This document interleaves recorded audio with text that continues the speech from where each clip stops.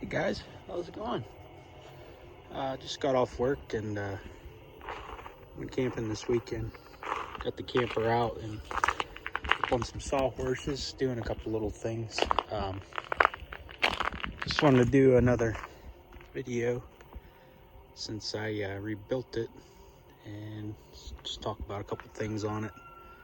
The biggest thing with this camper is I think it was originally for a smaller truck, like a Ranger, Tacoma, something of that sorts, because the gap here, you know, from your bed floor to the bed rails and the cab is way too low. I made a box here. I'll show you.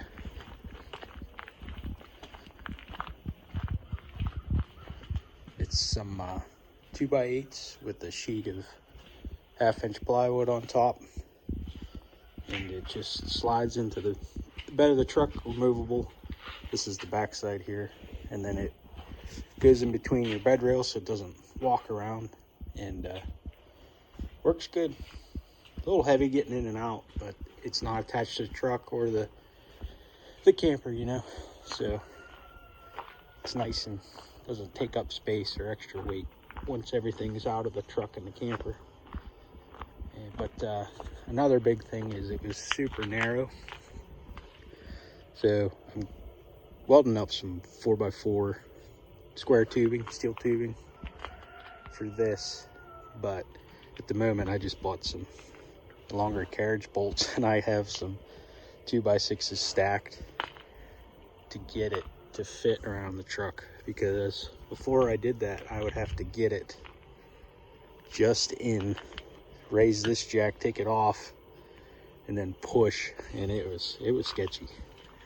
You could get it in there, but you give yourself a heart attack every time you do it. And yeah, some other little odds and ends, like these door latches were broke. I just picked up some new ones from Amazon, like $10 for both sides. And this, I don't know if I made a video.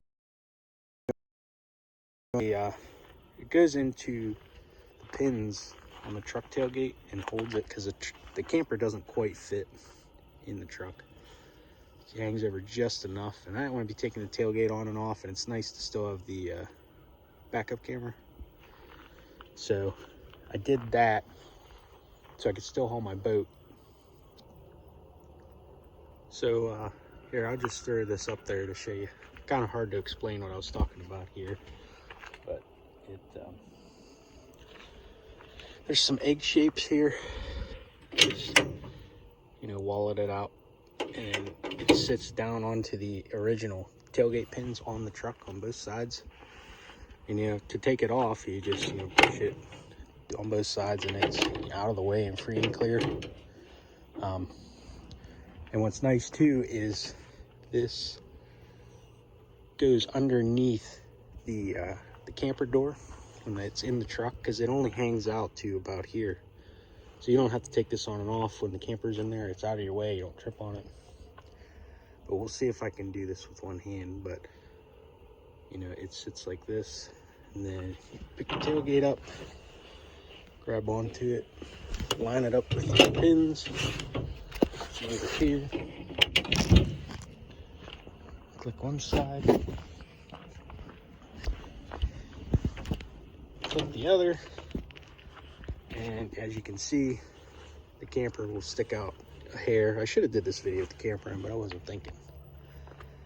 But it sticks out, but it holds the tailgate up out of the way. So now the backup camera angle is a little different. It's in here, but you can still see the hitch and a good 3 foot behind you. So now I can hook up my boat, haul it, and you know, still almost do a 90-degree turn without having to worry about hitting the tailgate. And then when you get to wherever you are, or you need in the camper, you just pull the tailgate handle, drops out of the way just like you were to open the tailgate. And then now you still have, you know, a tailgate to step to get up into the camper, which is nice. And then I bought a splitter. It goes from the factory 7-pin up underneath the truck It's right here. And as you can see, I had a mistral. According to instructions, that's where they showed you. But once you get in there, there's not enough room behind for this 90 off of this to clear. It hits the outside bed wall. So I got to order a plastic plug for that. I'm not super happy that I drilled a 2-inch hole for no reason. But now I have this, and then that plugs into, I think I have a picture I'll stick on. I really wish I would have did this video while I had the camper in. Maybe I'll do another one. But it comes over to this. This is the factory, you know, from the camper to the battery. And that's the way you can run the camper off the battery. And then I have a quick connect here that plugs into the 7-pin harness on the truck side, plugging into the bed. This is a inline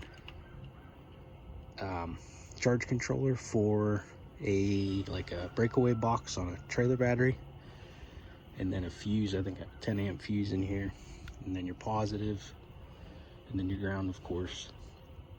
And that way, when the truck is running, it charges 12-volt battery for the camper, which is super nice. We went up to Allegheny National Forest. Of course, no power, you know.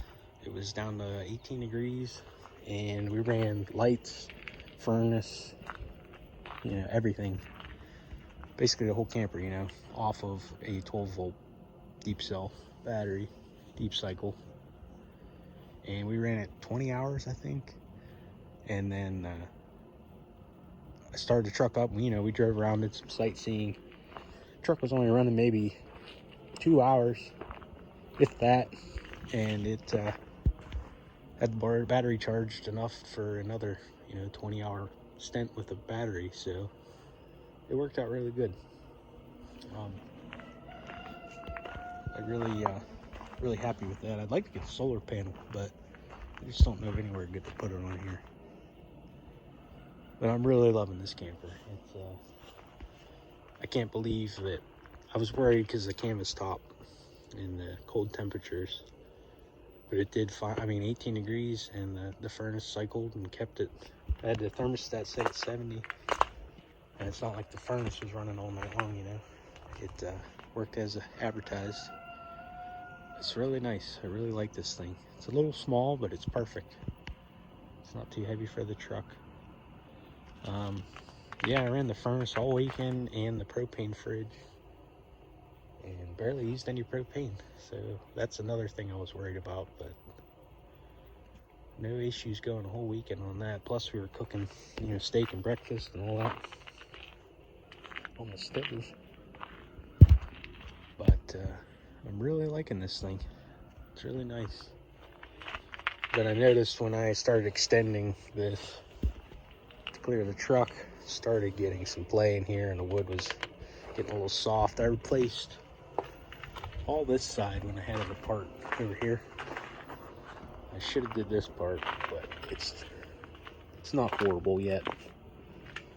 But plan on just, you know, putting a plate in there, and of course you have to take the propane tank out, and then it's a encased, you know, box, I guess, to keep propane fumes out of the camper, which is nice.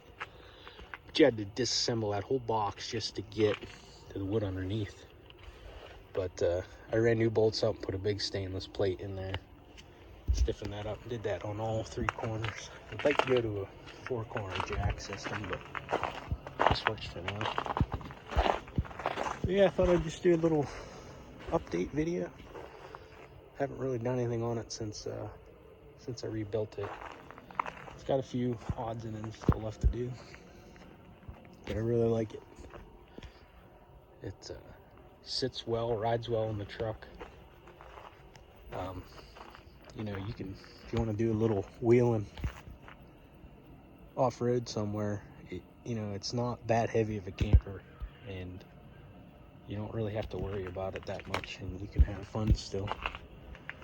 And when I got it, I've been using a just ratchet straps to tie it down, and it's a pain in the butt. I never did cinch it down tight enough. And I was on Amazon. We'll walk up to the garage here.